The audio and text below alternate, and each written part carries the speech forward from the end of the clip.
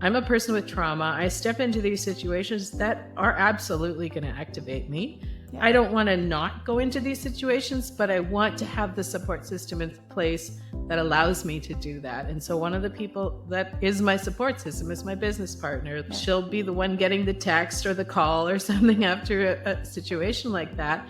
And we unpack it and we co-regulate. We shouldn't be doing this work alone, for one thing. We should Yep. have finding our support systems and recognizing, becoming more self-aware of our own needs and our own nervous system activation. Hi, welcome to Evolve, a new era of leadership. I'm Carolyn, Swora, your host, and we've got a fabulous guest today. Her name is Heather Plett, and she is author of an award-winning book, The Art of Holding Space, a practice of love, liberation, and leadership. Now, you might be wondering, what does holding space have to do with leadership? Well, it's in the title, so we're going to find that out in this conversation.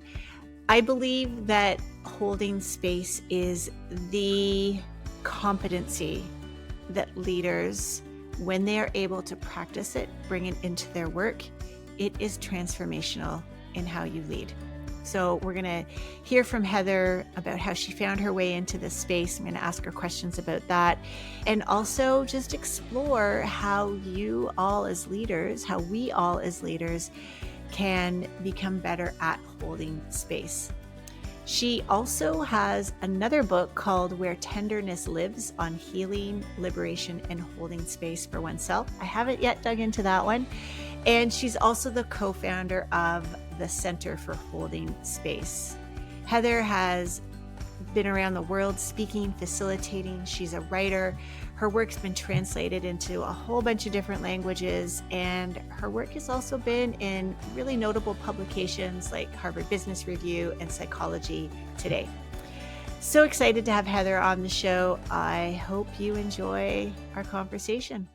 All right, Evolve listeners and watchers, for those of you watching on YouTube, I am so excited for our guest, Heather Plett. She is a fellow Canadian, and I have been dreaming the past few nights about my time that I get to spend with her, and just so excited, Heather, that you could come on the show, and welcome.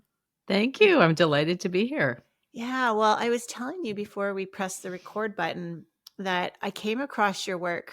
I don't even know, it was a click and a click and a click.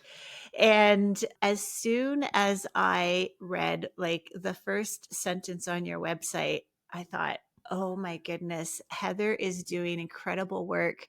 I have to have her on the show. And I know you've written these two incredible books, one of which I have gotten through, and you just have a recent book. But maybe we could start off and you could share with us, what is the legacy you're leaving behind for all of us? Or continuing to build, shall I say? I don't want to say leaving behind, but continuing to build. Yeah. Well, I often say in some ways I didn't find the work found me. Like a legacy wanted to be left in the world and picked me because I had been kind of seeking my way when I was starting my business like 14, 15 years ago, and really wanting to help people find their way in life, find their path, find a way to a truer, more authentic life. And then this work around holding space, I'd been a facilitator, I'd worked in leadership for many years, and I'd been kind of a little burnt out from leadership, quite honestly, and found my way into this work that I absolutely loved, which was hosting conversation circles. I studied with teachers in the Circle Way practice and learning to hold space for really meaningful, important conversations and transformation and healing and growth. And so that feels like guiding people in their personal human development, and also teaching other people to guide people and serve as people who so hold space for transformation feels really important. And just very recently, it's starting to expand into not just holding space for human evolution, but holding space for planetary evolution. I've really kind of been immersing myself in Joanna Macy's work around the Great Turning. And so I really feel like practicing these skills, learning these skills of holding space is also what we need in order to transform our world and change our cultures, change our systems, heal our systems so that they can grow up and face the next level of challenge of what is needed in the world. So that feels like a really important kind of calling or, yeah, legacy, whatever you want to call it. Yeah. As you were talking about and sharing words about like healing and your experience in leadership, my experience thus far in my work as a leader at one point in the corporate world and as a practitioner now has been for a long time this concept of leadership and healing or growth. We're like, no, we'll keep those separate. Mm-hmm. I'd It's the love to same. hear your experience and how you've seen things change in the past 10 years and why holding space isn't necessarily something that people think is sort of on the fringes anymore. Yeah, I mean, like you, I worked in leadership roles for quite a few years in federal government and then in nonprofit and at fairly high levels in both places. And was always seeking kind of, I mean, what you write about, a trauma informed. I didn't use that language at the time, but maybe a soul informed or a Mm, heart centered kind of way of leading, and bumping up against a more patriarchal model, a more, the leader has to know everything. The leader is I sometimes use Margaret Wheatley's work about, she yes. says, changing our model of leadership from hero to host.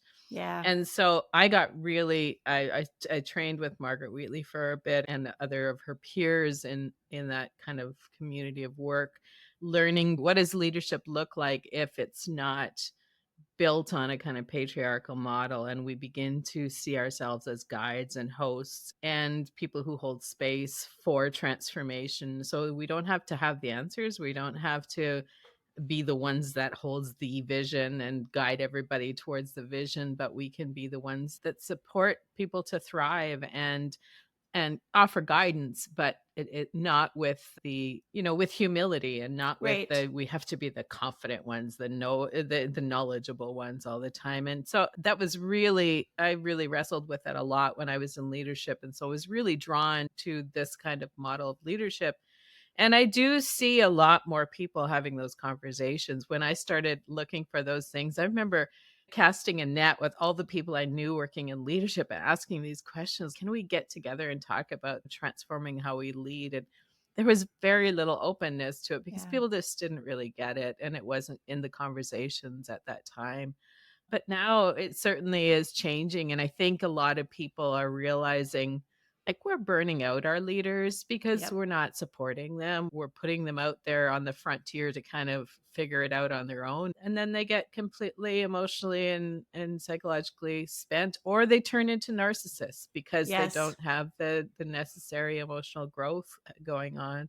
So, I mean, I want to be in a world that elevates leaders that are emotionally mature and have really, walked through the fire of that kind of learning to become more compassionate, emotionally advanced kinds of people. I know when I found Margaret Wheatley, it was so inspirational for me. In fact, I created my own title, which I've done a lot in my Mm. career, but this one was inspired from her work. And I call myself a human spirit igniter. Oh yeah, And that's it was good. directly related to her Warriors of the Human Spirit. And yeah, I think her work's incredible.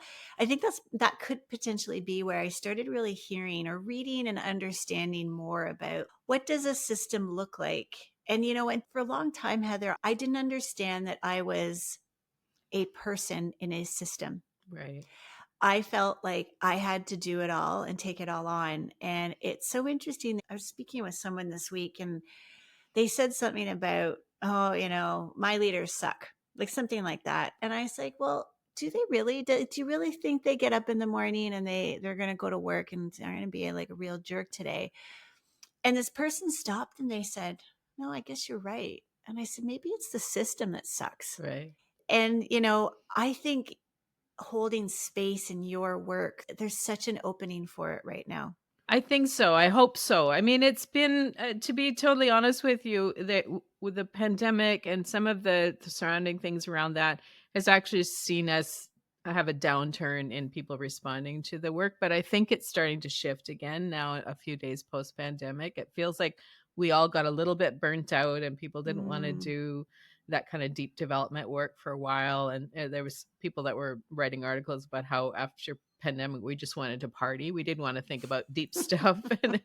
And I did sense that in the response to the work, but I think now there's this waking up and there's this realization of, oh, something's missing here, and Yeah. we are failing ourselves, we're failing our children, we're failing our earth, and we have to grow up. And I've recently been immersing myself in Bill Plotkin's work. I don't know if you're I familiar with haven't. Soulcraft, and he has this model of human development called the eco soul centric wheel of development, and he talks about how essentially what he says is that 75% of adults don't actually ever advance past adolescence.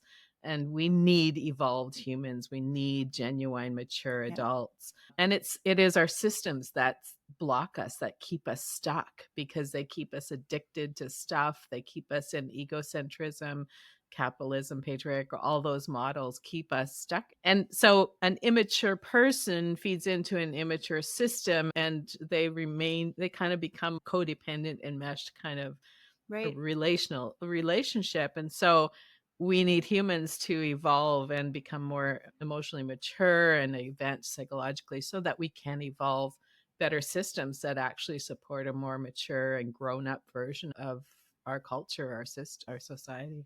Well, and that's I mean, that's really why I called my book Evolve, because I realized personally how stuck I had been.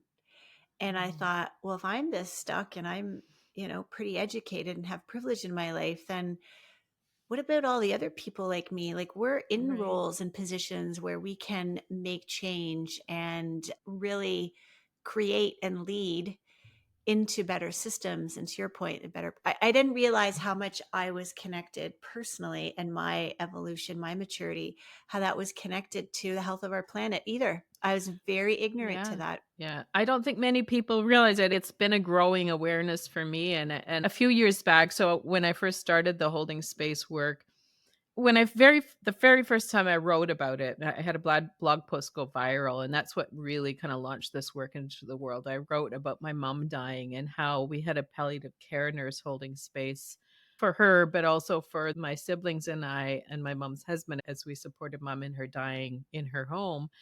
I wrote about that, and it went intensely viral all over the Mm, world. There was clearly a hunger for it. People were looking for some guidance, some wisdom around it.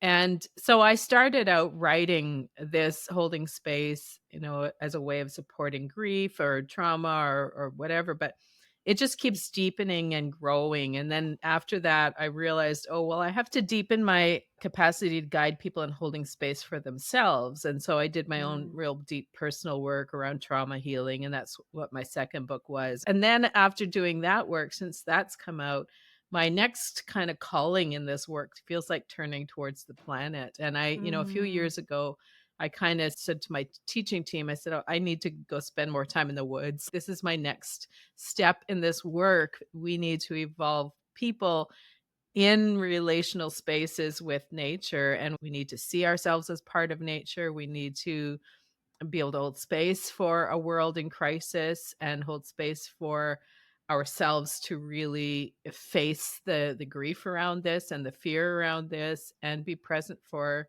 whatever needs to evolve in the next whatever century or whatever as we change in order to face the harm that we've done, Yeah. essentially, like, to come Yeah. to face, because some of holding space is genuinely seeing your own shadow, seeing your own culpability in a broken system. Like, we are all contributing. We can't Yeah. just call it the boogeyman and blame Yeah. the boogeyman. No, we're all contributing to a broken system that is damaging our earth. So what are we gonna do about it?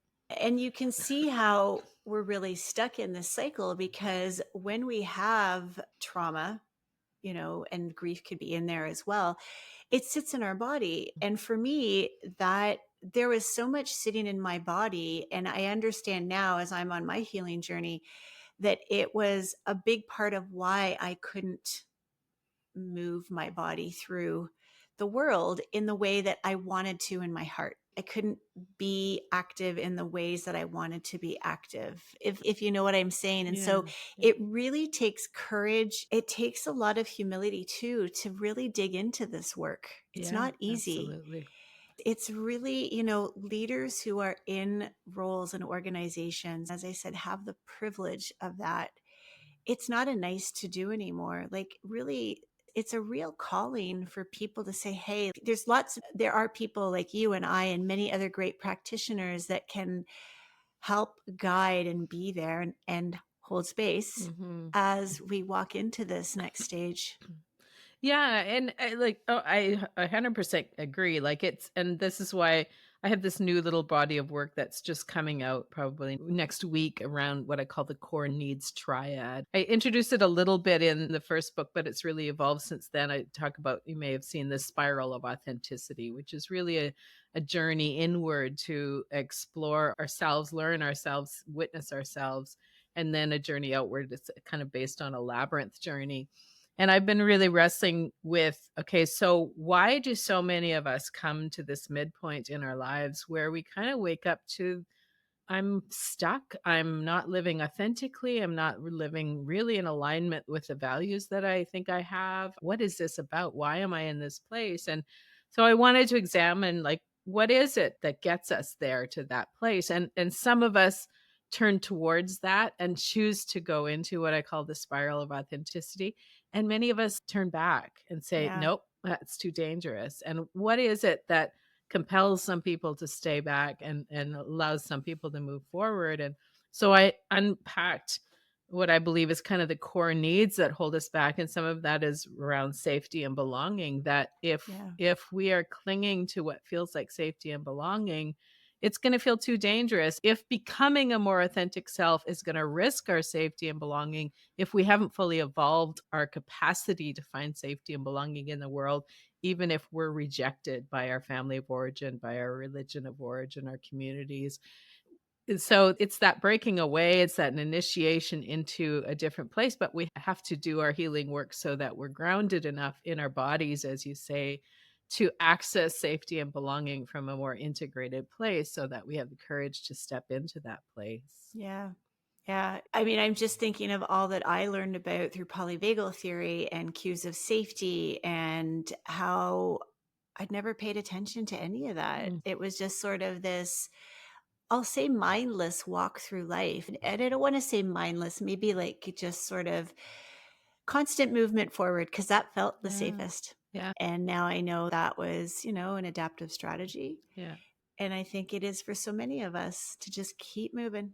Well, it's the path that's laid out for us. What's the question you ask every high school graduate is like, what's What do your you want to career do? move? What are you Yeah. going to learn so that you get a career that pays the bills? We're not asking, how's your soul? How's your heart? Are you healing your trauma? What are you doing about mental health support in your life? Those aren't the questions we're asking our kids in high school. We're asking them about a career path. And Yeah. so if that's the way that you've been kind of conditioned, it's the path you take Yeah. because it feels like that's what gets you the safety and belonging.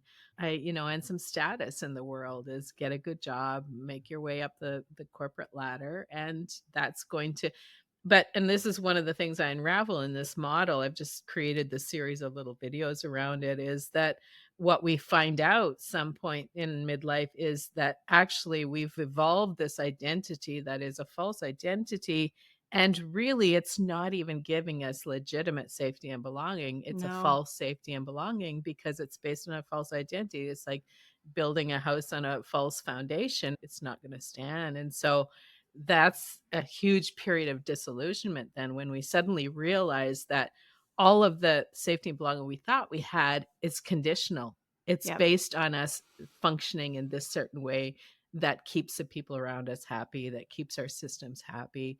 And it's fractured. It leads to a whole lot of stress later in our lives and even Yeah. like mental breakdowns. And yeah, And then that gets handed down to into our communities, into our children. yeah. Yep. That's exactly why I wrote that book. Because I thought I am passing things down that I did not intend to. Oh, I've had the same Yeah. awakenings. I have 3 Yeah. daughters, and I've seen it so clearly. Yeah. When you were talking about safety and belonging, again, as I was entering into this field and really doing leadership development in vertical leadership development, like that increasing capacity, this notion of safety, I thought was pretty interesting, right? Because we hear a lot about psychological safety. And now I'm learning like, hey, physiological safety is what our nervous system is doing. And I wonder what your perspective is on that line between safety and discomfort. And how do we walk Mm. that line Mhm. as leaders? Yeah, that's a really good question because, I wrote about this in my book. I talked about safe space versus brave space because when I was Hmm. first exploring this concept of holding space and practicing as a facilitator and recognizing that, oh, there's a shadow side to safety, and that is comfort. If I cling too much to safety, we hear this in the zeitgeist, people wanting to be in safe space. And Yep. I started to explore that concept and came across some writings, particularly in academic settings. Actually, what we want to do is hold brave spaces, not safe spaces, because Yep. if we try to promise safety, for one thing, you can never guarantee everybody's going to No. be safe because we never know what's going to trigger one of the people in the room based on their own trauma.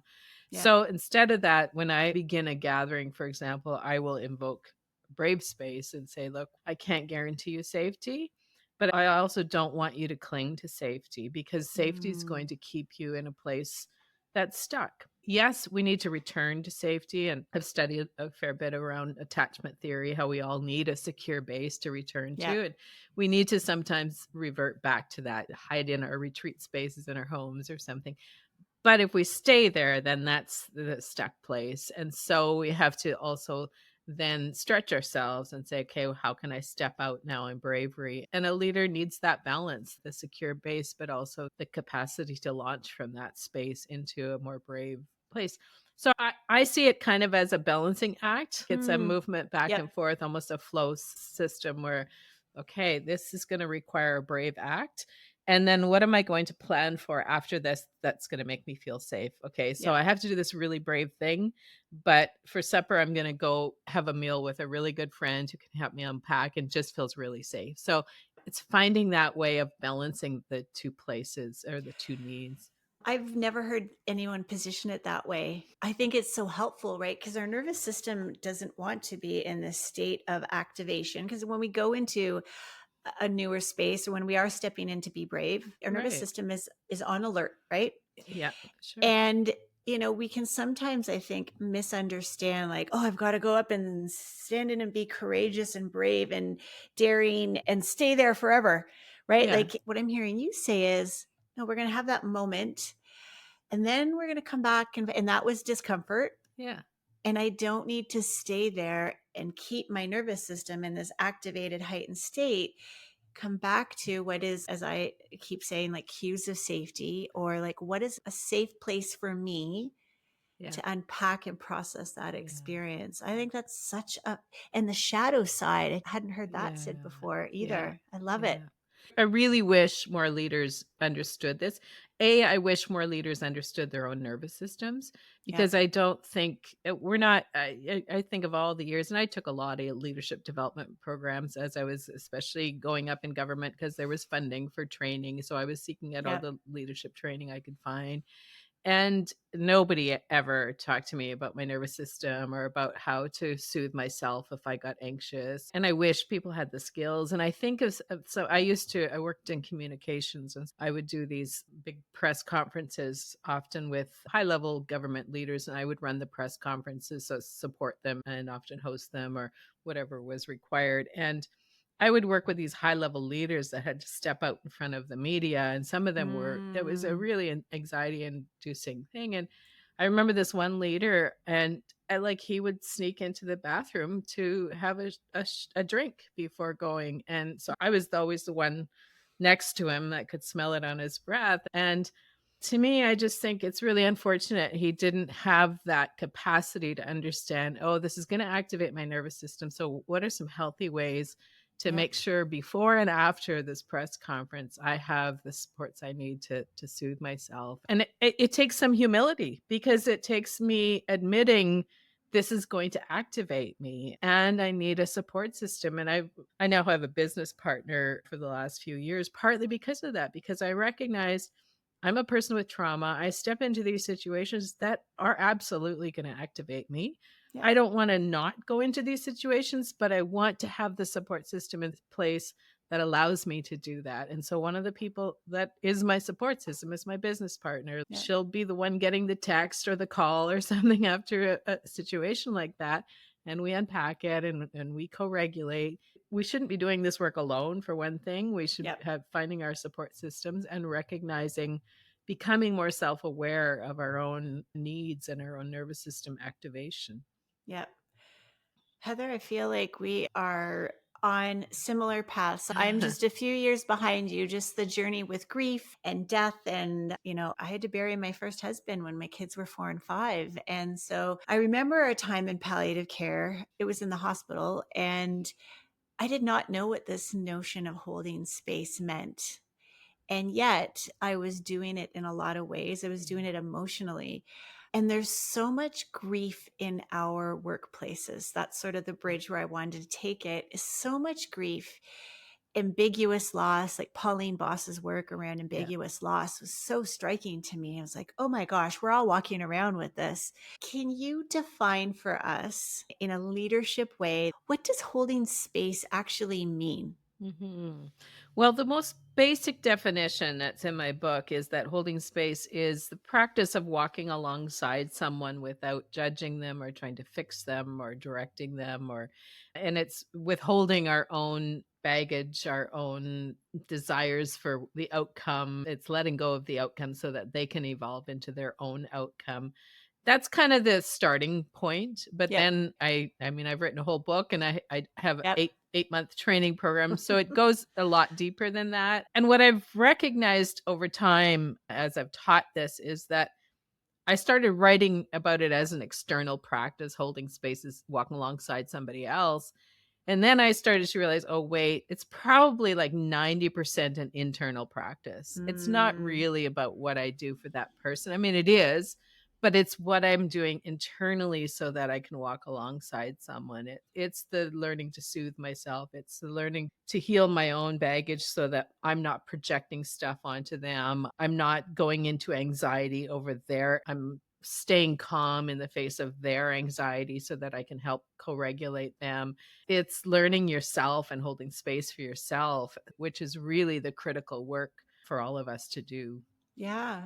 I think I saw this on one of your blogs. To hold space is to release attachment to outcome and to learn to sit with discomfort and ambiguity. Exactly. And when I think of what leaders are dealing with, this is what we need to be doing more of in our workplaces. And I don't see many competencies attached to how well do you hold space, leader?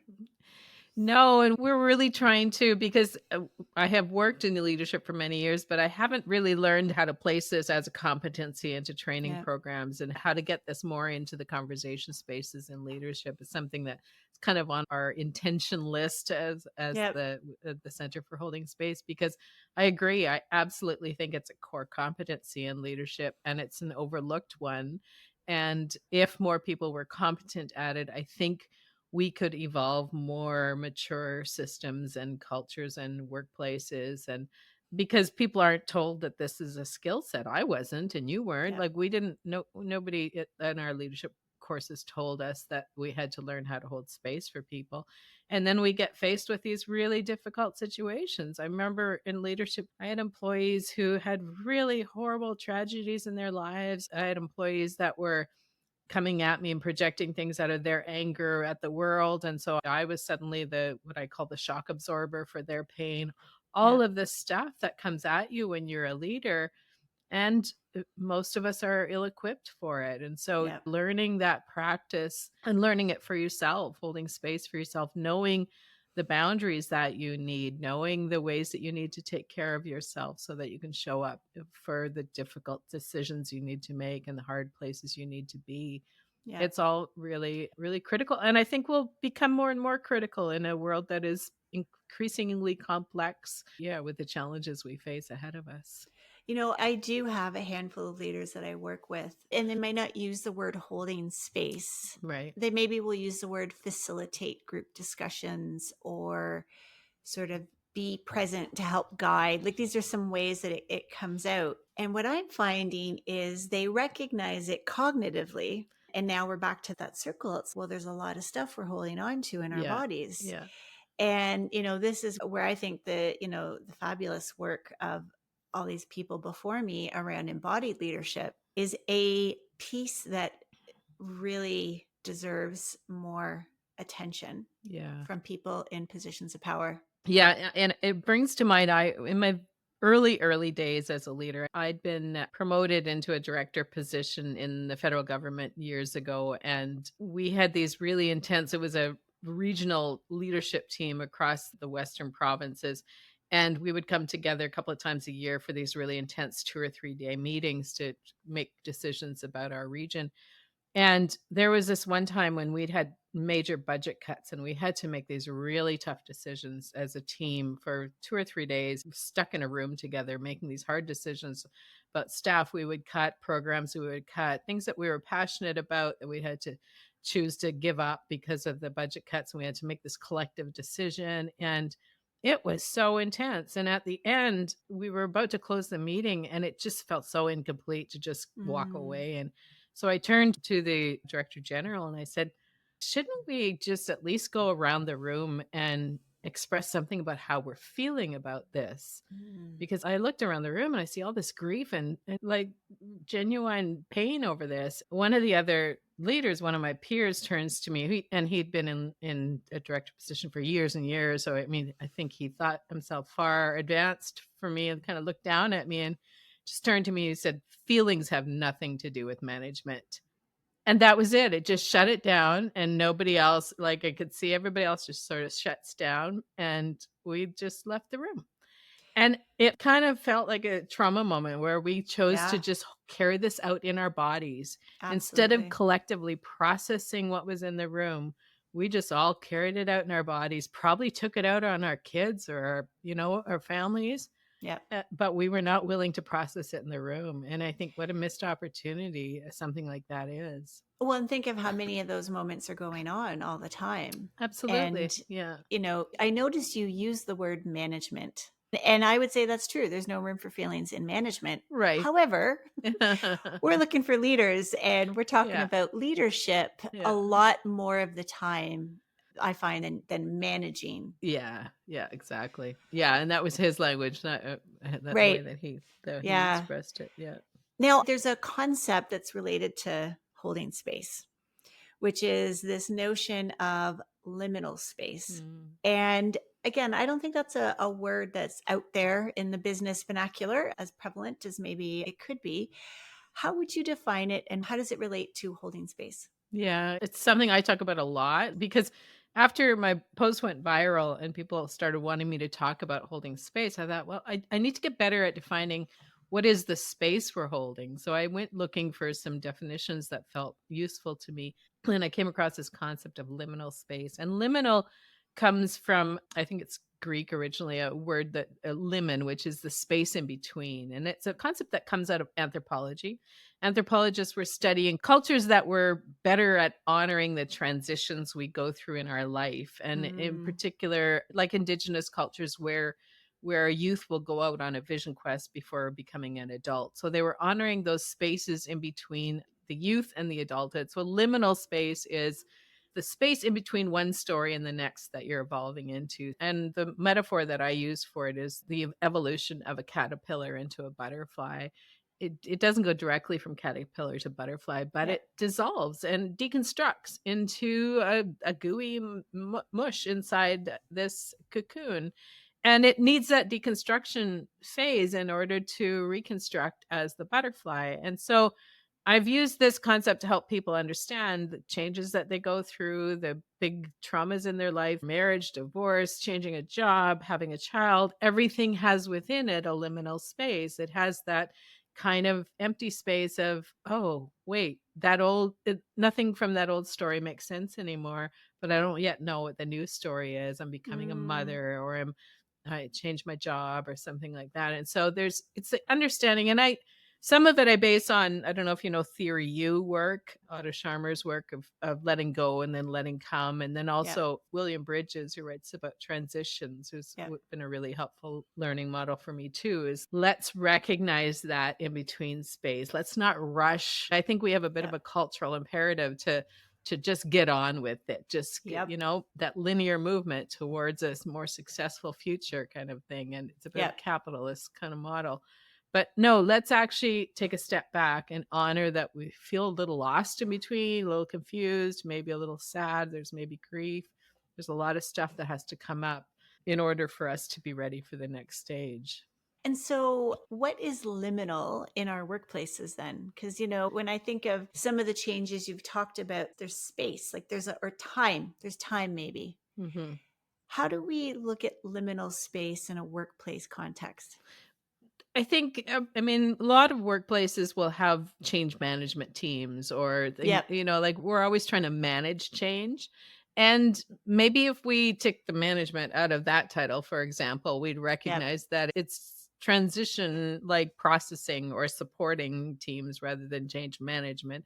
There's always change. The change is present all the time, whether it's Yep. you're hiring new employees and now you have to adapt to having a whole new team. Your team is going through a liminal space because it's having to reconfigure itself, or you're having budget cuts. Each of us individually has our own liminal spaces that we're going through, and that impacts the workplace. So if somebody goes away on maternity leave because they're having a baby, well, that's not just a personal story. That becomes a collective story because now, the person is away and we're filling the gap and there may be a new person there. So there's always, I mean, it's kind of in some ways, and I've been examining and evolving this concept of liminality. I really think there's different types of liminality. There's the kind of linear, something changes and then something else evolves. I think there's also seasonal liminality where we go Yep. into a season of where we're kind of lost. Maybe it's an organization that's not serving the purpose it once served and it's not sure of its purpose anymore. And should it evolve into something new, or should it dissolve and no longer be an organization? So that's a kind of season of liminality. And then there's also, I think there are some of us who have a kind of calling for liminality. It's almost like we are the edge walkers who live in sort of a liminal cultural space that are set apart to become the people who are in that kind of transformation work. Like you and Right. I, in some ways, I feel like we've taken on a bit of positional liminality so that we can support this in the world. So I think there's different ways of examining it as an understanding and learning to hold space for that, learning to be, again, with that discomfort of it and the Right. ambiguity of it. I'm going to make up a new title for myself. Liminal walker. Yeah. Or liminal guide, liminal Liminal host. guide. Yeah, that's a good one. So, Heather, here I'm going to kind of share back to you and for all of us listening and watching to try and pull this all together. So, tell me if it's kind of all coming together. Liminal space exists when we transition through change. Yeah. There's lots of changes going on in our workplaces, there's lots of changes going on in our lives. Yeah. And how we respond to these liminal spaces, these transitions, can either be with awareness, with a connection to ourself, with humility. I was going to say with reverence, but that maybe is getting a little bit too kind of spiritual. I think that's But certainly part of it. reverence. And when we approach it from that place, we are more inclined to be able to hold space Mhm. and let go of outcomes. That's ideally where we want to be. Yeah. However, many of us are unintentionally Yeah. in a highly reactive state Yeah.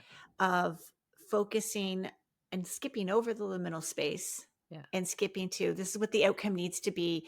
We are going there. We need to be accountable. This is what we need to do. And like very task focused. Have I kind of sort of pulled it all Yes, very together? much, very much. Okay. And this is part of the reason we talked about how holding space needs to become a core competency for leadership. And this is one Right. of the reasons, because if you don't develop this as a core competency among your leadership, then you're going to have a lot of resistance. You're going to have a lot of fear that comes up, a lot of activation. You're going to be pushing through and ignoring the emotional experience of people. You're going to be stepping on people, let's face it, and causing harm. And also, you're not going to evolve into the best that you can evolve into. The outcome will be determined by how well you hold space for the liminal space before that outcome, I think. I'm going to quote you on that, Heather. I love that. The outcome, but it's true. There isn't a company or a friend or a family member that isn't experiencing some sort of change that is significant. Yeah. Yeah. Not just I'm going to change the color of my nails today or we're going to Yeah. change what we're Yeah. eating for dinner. Well, and if I can just add to what I'm realizing, because I'm sort of on the tail end of menopause. So I think for many of us as in living in female bodies, we also have this kind of liminal period of our lives that are it's way more complex than many of us realize. And we kind of try to push Yep. through and yet we're evolving into different people, different humans. Yep. And similarly, we had this period of becoming mothers, and there's a lot of talk now around this concept of matrescence, which is the evolution into motherhood. So we're ignoring these whole periods of our lives in service to kind of a capitalist framework. And I also think we're ignoring, and the other piece of liminality that I'm exploring is queerness as liminality. Like we want to hang on to these black and white definitions, for example, of gender, male, female, and that's the way the world works. Yep. And there's this whole liminal space in between where people are neither of those polar places, and they're inviting us, people living in that liminal space are inviting us to consider the world's a lot more complicated and complex. And if we're not willing to hold space for that liminality within our culture, then we will always be an immature culture. And so I Yeah. think liminality is a bit of a guide into a more evolved, mature culture. Yeah. Oh, I love how you brought that all around full circle. It's so true. Thank you. Heather, I want to fly out to where you live right now and spend a few days with you. Now, before I pack my bags and ask everyone to come with me, where could we find your work as an intermediary step? Yeah, the core place of our work lives at centerforholdingspace.com.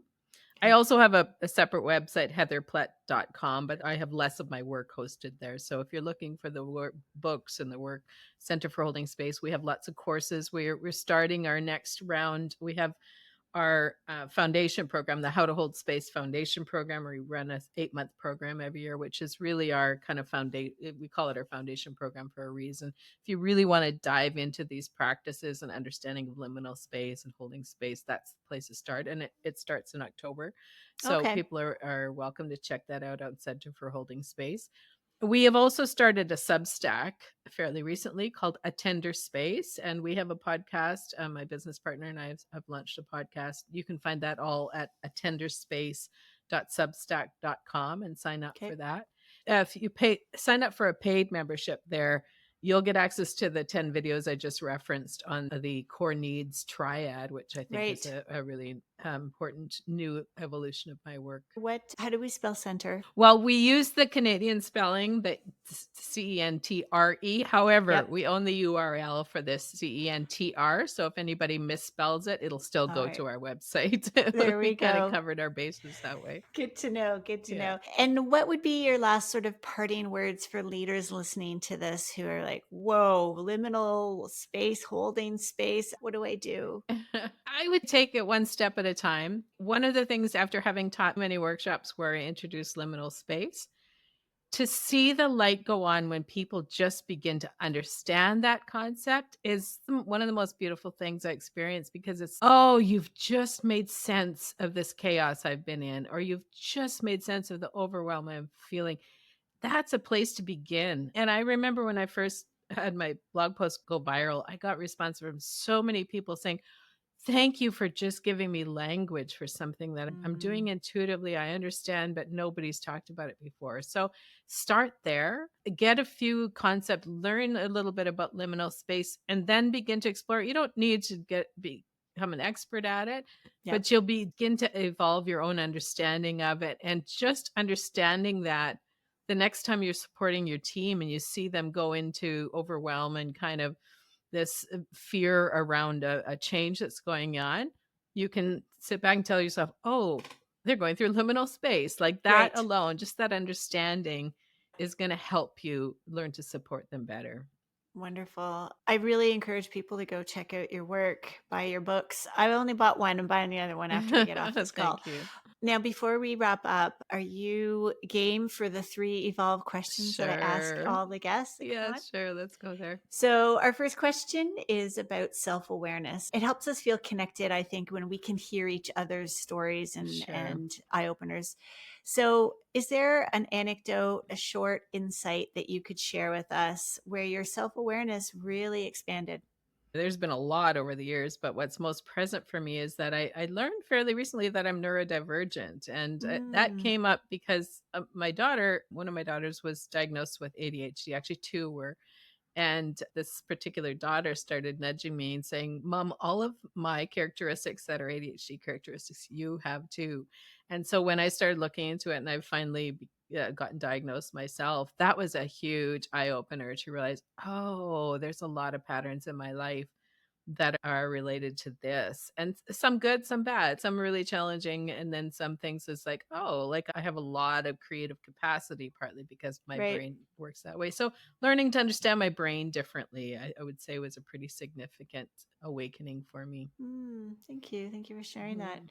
Next question is about self regulation. Mm. And I have no doubt that there are practices and things that you do that help you stay centered and present. Is there one or two or maybe three that you can share with us? I would say for this one, primarily get out into the woods for me. Mm, It's if I can go for a walk in the woods, like there's a concept called eco regulation. I don't know if you've heard that term, but we talk about co regulation when it's one body with another body. And eco regulation is regulating with the natural world, with plants, animals. And so sitting in out among the trees, I live right close to a lake, and there's a little bench that I love to sit at just right at the edge of the lake under the trees. And that's one of the best ways for me to soothe my nervous system is mm, being in nature. yeah. Yeah. I've recently reconnected with that. And, I didn't realize this in this little community I live in. Well, it's not a little community, but this little part of the community, there are all sorts of little paths and pieces of nature that I didn't even know existed. Yeah, it's a great So discovery. it really is. And, I feel fortunate to live in a community that has that. And so if those of you listening, you don't have it around you, there might be some little gems that you don't know about. Yeah, I think even in big cities, there tend to be these little pocket parks where you can just sit under a tree. It doesn't have to be, you don't have to go out into the wilderness, but Yeah. find a tree or even a Yeah. house plant. If you're some Yeah. people with mobility issues, get something green in your Yep. space and yeah, Yeah. connect with them. Or pets. Like I think pets is another I'm not a pet person, but I know a lot of people Yep. co-regulate with their animals. Yep. Absolutely. Now, last question. You took us there beautifully. You said co-regulation. So the last question connects co-regulation and music. And Uh-huh. so I saw my first concert when I was 4. So music has always been a Yeah. very regulating force for me. So I'll invite you to share a favorite genre of music or song or artist Yeah. that helps you feel connected to something bigger than yourself. Yeah. I could go on and on with this question because I'm a big music lover too. And I tend towards folk music, singer songwriter music. Winnipeg Folk Festival, where I came from originally, I've attended every year for 38 Oh. years very faithfully because it's also outdoors under the trees and listening to Mm, music. So it's one of the best places for me. I would say, yeah, folk music. One of the musicians that grounds me quite consistently is somebody called Luke Sitel Singh. I don't know if you've mm, encountered his music, no. but he has one song. It became my song of the pandemic. And every time I listen to it, even now, tears well up because during the really intense, overwhelming days of the pandemic, I would turn on this song. It's called Suddenly Nothing Stays the Same. And Mm. I would go into my basement. I call it my messy art practice. I had this big canvas and I would just finger paint on this canvas with this song playing and I would cry, I would get everything out of my body, and this song just grounded me, so I listen to it now, and it still does that for me. Oh, wow. And And wait, there's can you say it again? Nothing stays the Nothing same? Stays the Same, and then there's another one also by him called Nearly Morning. So it's about how it's nearly morning, the dark place is almost over, Yeah. you'll get to morning soon, and so, yeah, I'll turn him on, especially when I go into those kinda dark scary places. Oh, wow. Thank you. I'm going to check that out. It's incredible the people. I mean, I've asked every guest, and I don't think I've had a single Oh, really? Yeah. person duplicate. Yeah, and just incredible different Yeah. areas that or genres that we get to hear about. So Yeah, that's fun. You should make a playlist of all the all the I've thought of suggestions. that. I have thought of Yeah. that. If my son's listening, which he probably isn't, he's been doing some marketing coordinating work for me. And so I have thought about that, getting him to do that. Yeah. Well, Heather, I'm just really so grateful for finding your work. I hope others can find it and really benefit from as well. And just thank you for coming on the show. Yeah, thank you. Thanks so much for having me. Well, if you have stayed with us this long, you have now heard about 45, 50 minutes of a conversation about holding space. And I'm curious to think what you've thought about it. Is holding space a concept that feels like, ooh, woo-woo, no thank you? Is it something you're interested in? Perhaps you're like, yes, I'm doing it, I want more. Wherever you're at in your journey is where you're meant to be at. I will share with you that on my journey of writing this book, Evolve, of going into the spaces of trauma-informed leadership and learning about the wisdom that lies in all of these unseen places in our body, in our spaces, and how we can hold space. These concepts of liminal space, of holding space, of trauma-informed leadership, when you're ready to step into those, they can be transformational. And as Heather and I talked about, sometimes that line between discomfort and safety can be a little bit difficult to discern. I hope you choose to step into them if you haven't already, and know that there are other leaders like you who are curious and who are doing it. There is a community of people to help you and be with you on this journey. I want to thank you for tuning in to another episode of Evolve. We're getting closer and closer to our 100th episode, into our 3rd year, and I really appreciate you being here and on the journey with us. Don't hesitate to reach out. You can find me at carolynswora.com. And my book, Evolve, The Path to Trauma-Informed Leadership, is available in some bookstores, depending on where you are, and also online. Take care, everybody. We'll see you soon.